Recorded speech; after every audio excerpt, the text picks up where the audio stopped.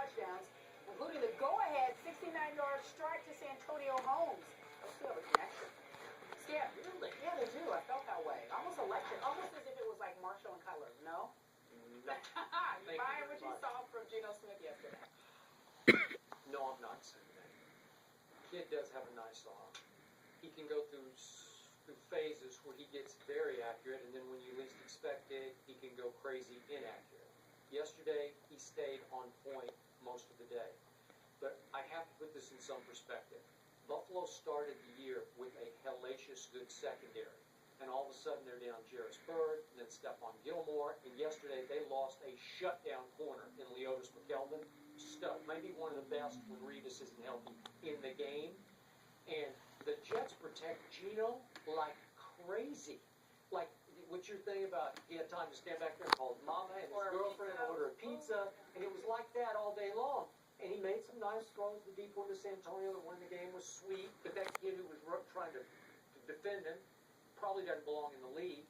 And I just can't overreact to this because EJ, on the other hand, was running for his life most of the day because the Jets can flat out rush the passer. Well, they had about 8 sacks. And this kid Richardson is big time. This kid Wilkinson is balling for the New York Jets. You had Davis Harris, you had Pace. All of these boys had sacks. They were all over E.J. Manuel all afternoon long. The offensive line we knew was going to be stout this year. You added Willie Colon from the Pittsburgh Steelers. You still had Mangold. You still had DeBrickashaw Ferguson. Yep. So they've shored up the offensive line. They don't have depth, so they better hope that nobody gets injured.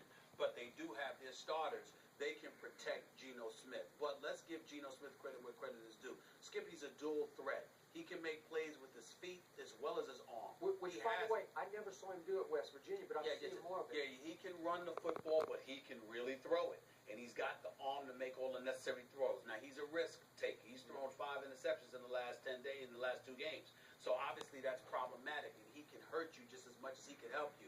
But let's stop the debate as to who's going to be the quarterback for the New York Jets for this season. This is clearly his job. What happened to Matt It should have never been talked about. It was an insult to Geno Smith to begin with. But in the end, still in all, you have to look at it and say to yourself, you know something? He's an upgrade from the Mark Sanchez era, simply because of intrigue. I agree. He is a game changer and a game breaker. He just could also be a game killer. So he's all of those things. What do you have against the Patriots? 3 in the fourth quarter. 3 interceptions, 3 picks in the fourth quarter after playing pretty decently for the first 3 quarters. But he has that kind of potential. So let him grow.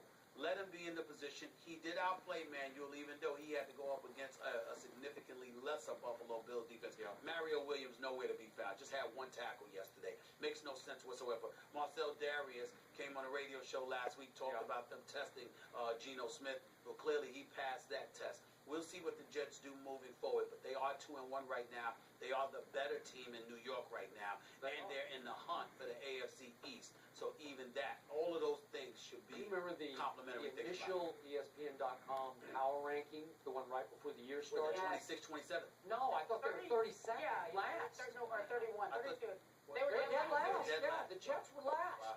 And I thought, That's not the case. That's not the case. That clearly is You Jacksonville. know what? In the trenches, now Jacksonville, I mean, that's a joke.